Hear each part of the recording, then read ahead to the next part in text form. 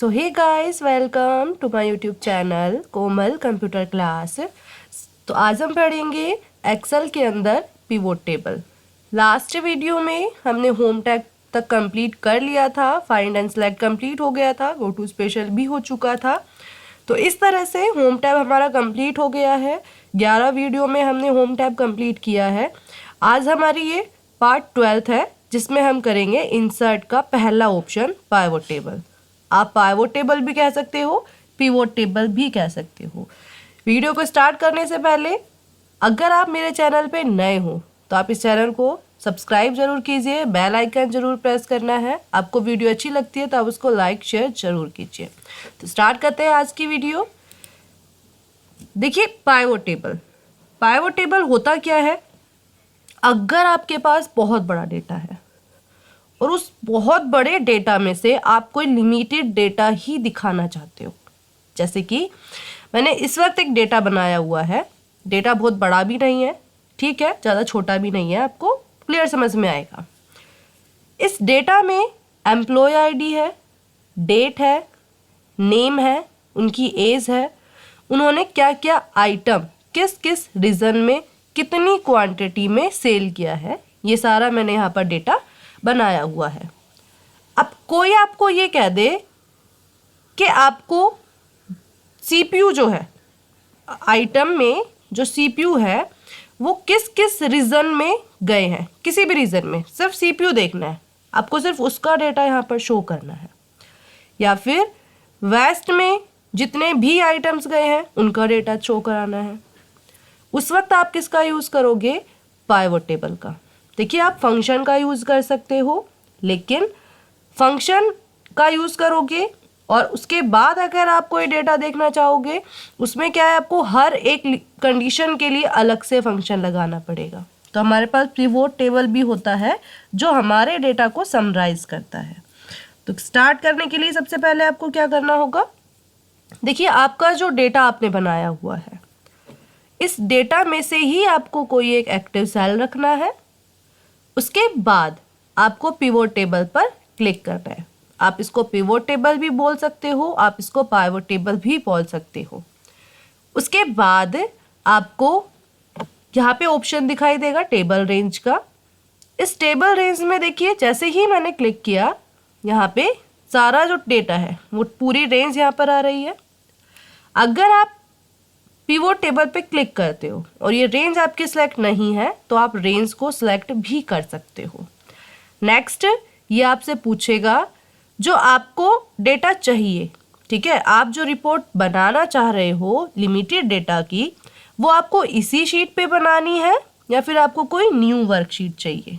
तो मेरा डेटा बड़ा है इसलिए हम न्यू वर्कशीट पे बनाएंगे ताकि क्लियर समझ में आए। तो हमें यहाँ से क्या लेना होगा? न्यू वर्कशीट, और उसके बाद हमें ओके कर देना है।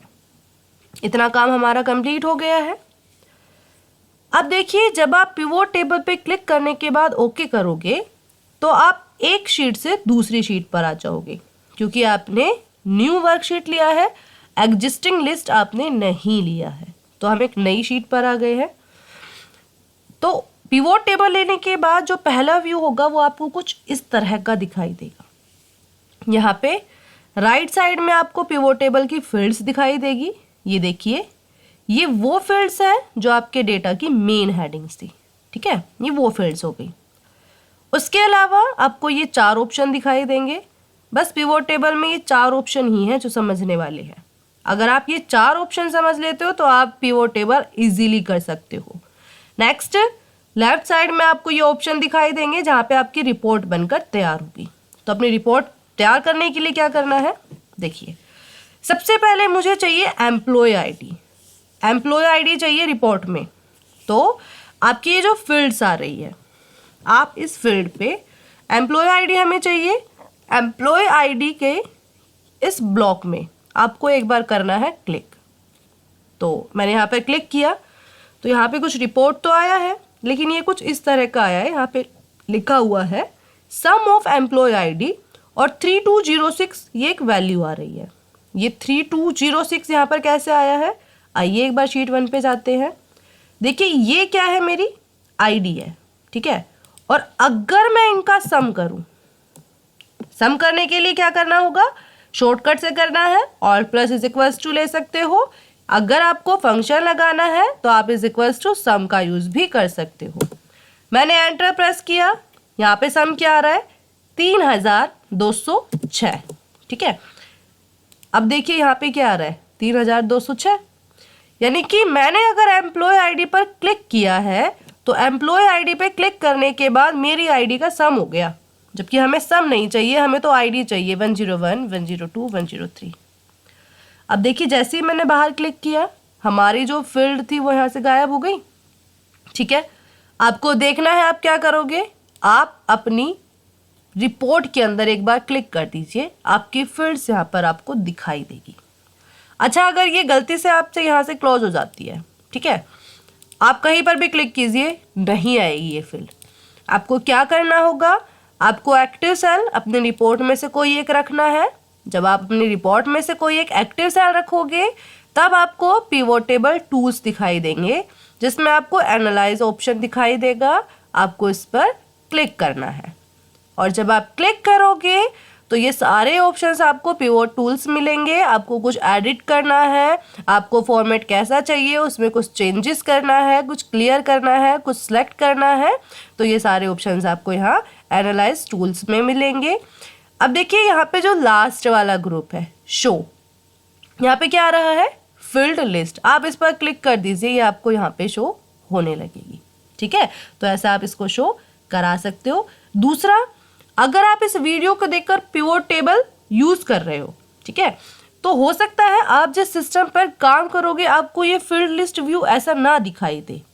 तब आपको क्या करना होगा, आपको इस डाउन पॉइंट पर, यहाँ पे एक डाउन पॉइंट आपको दिखाई देगा, आपको इस डाउन पॉइंट पर क्लिक करना है और ये सारे ऑप्शंस आपको दिखाई देंगे कि आपको व्यू कैसा देखना है। आप इन पर क्लिक कीजिए कुछ इस तरह से।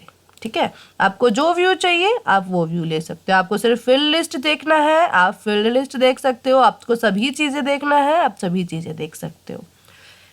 और अगर आप चाहो तो इसका साइज, फील्ड लिस्ट जो आपकी बन के आ रही है, आप इसका साइज भी कम या ज़्यादा कर सकते हो।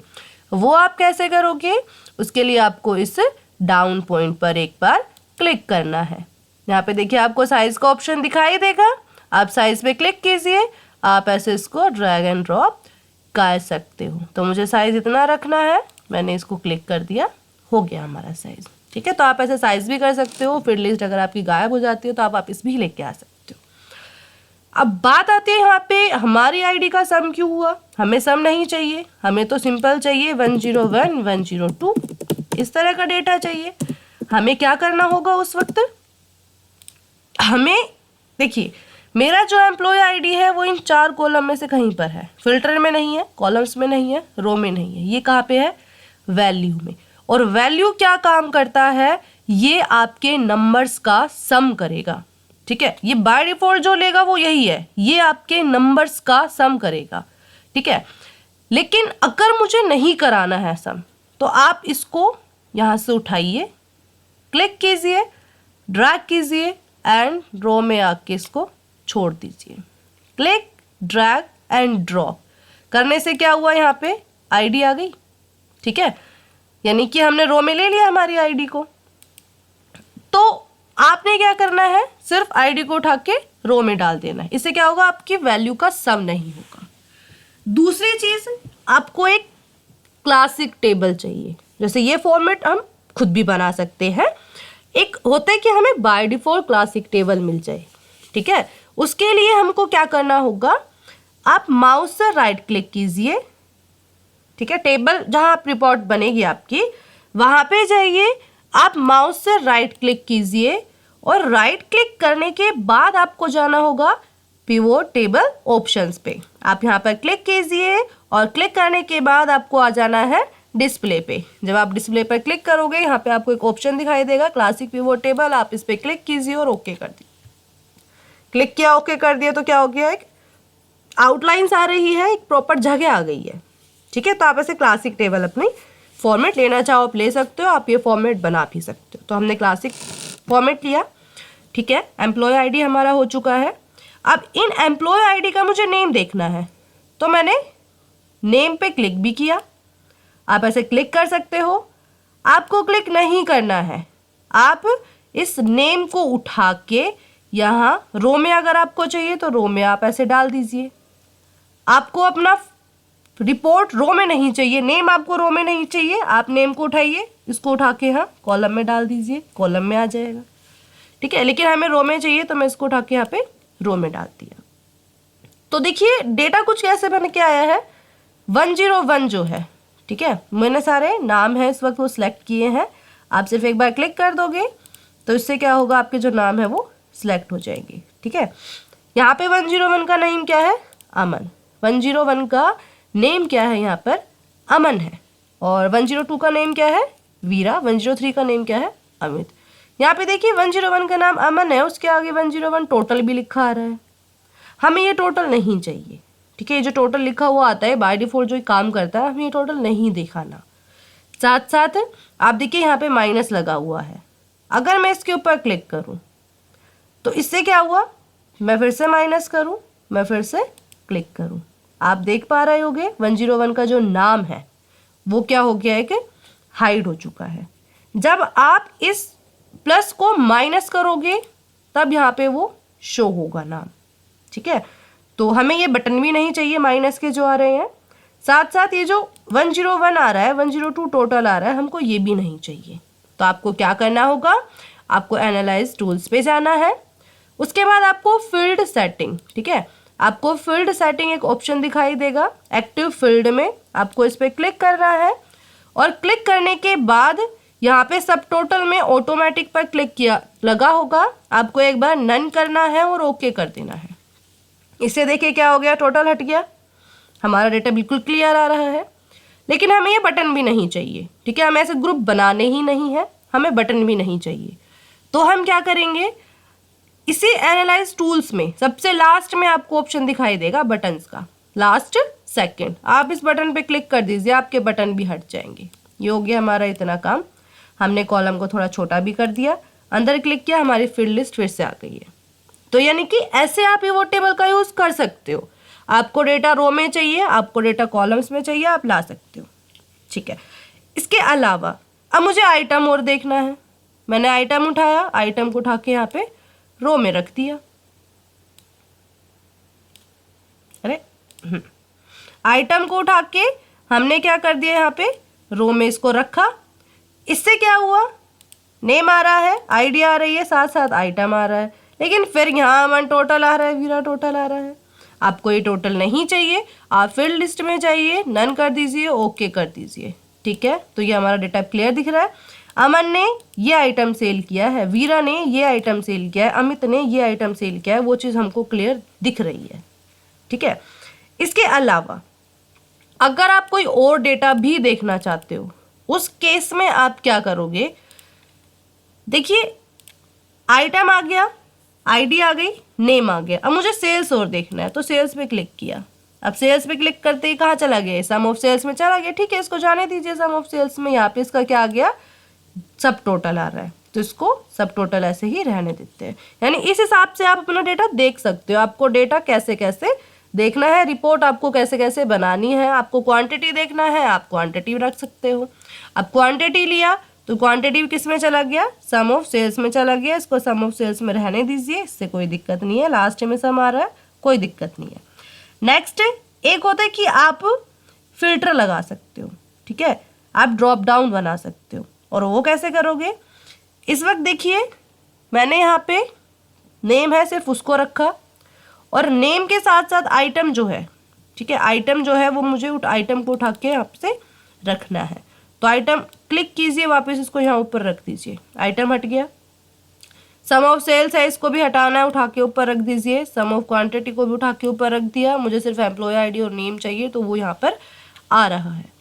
नेक्स्ट अब हमें ड्रॉप डाउन बनाना है, और मुझे ड्रॉप डाउन बनाना है रीजन का। आपको रो कॉलम क्लियर आ गया होगा, वैल्यू आ गया होगा। अब हम काम करेंगे फिल्टर का। मैंने इस रीजन को उठा के यहाँ फिल्टर में रख दिया। रीजन को उठा के फिल्टर में रखने से क्या हुआ, देखिए यहाँ पे रीजन आ रहा है। आप यहाँ डाउन पॉइंट पे क्लिक करोगे तो आपको वो रीजन दिखाई देंगे जो आपने अपने डेटा में टाइप किया हुआ है। ठीक है। अब मुझे क्या करना है, रीजन में मुझे सिर्फ डेटा देखना है ईस्ट का, सिर्फ ईस्ट का डेटा देखना है, चाहे उसने कोई भी क्वांटिटी ली है।